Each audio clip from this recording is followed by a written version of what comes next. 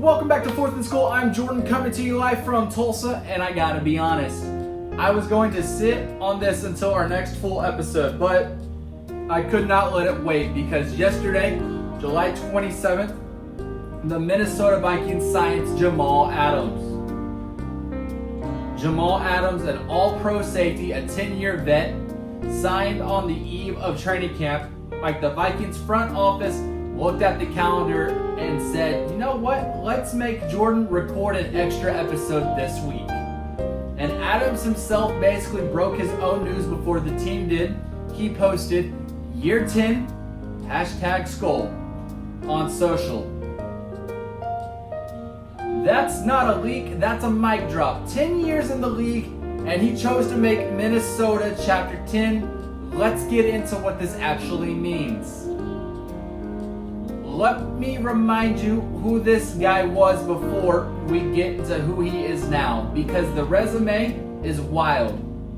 6th overall pick to the Jets in 2017, 2 Pro Bowls in New York, first team All-Pro in 2019. Then the Jets ship him to Seattle in one of the most lopsided trades in recent memory. 2 first-round picks, a 3rd rounder, and a starting safety just to get this guy. The Seahawks then handed him a 4-year, $70 million extension that made him the highest paid safety in the history of the sport. That's the ceiling we're talking about. Then injuries, decline, a rough stretch bouncing between Tennessee and Detroit in 2024, and that honestly looked like the end of the road for the guy. And then last year he landed in Vegas. He reunites with Pete Carroll, gets moved to linebacker, and for the first time in his 9-year career he played all 17 games.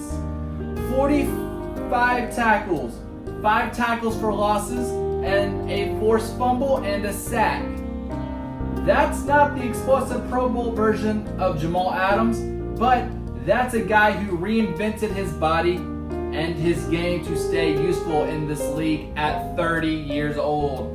That matters. And here's the connection piece that makes this make sense on paper. The new Vikings general manager, Nolan Teasley, was in that Seattle front office when the Seahawks originally traded for Adams. This isn't a cold read.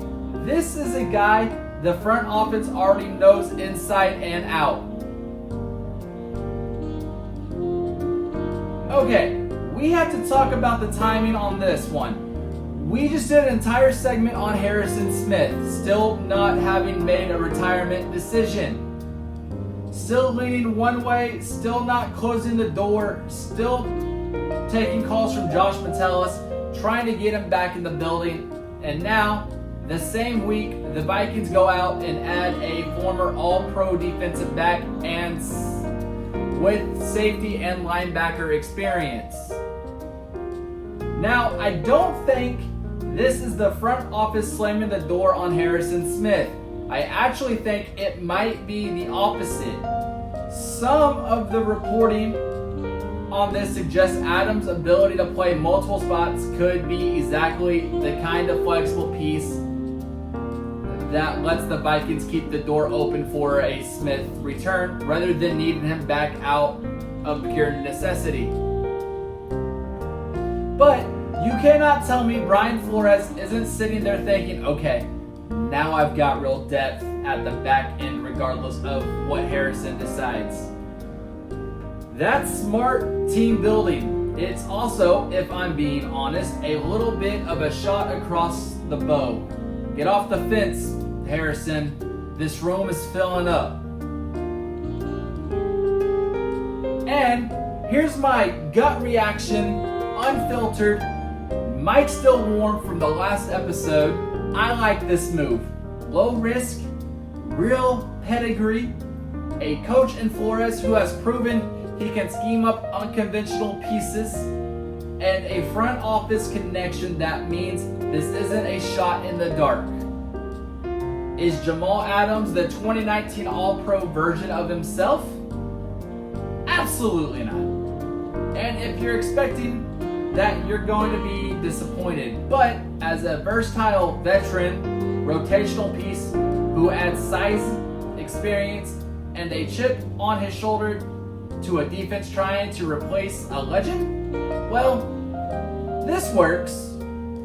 And selfishly, as someone who just spent an entire episode begging Harrison Smith to come back for one more year, I love that this defense is stacking bodies instead of just hoping and praying.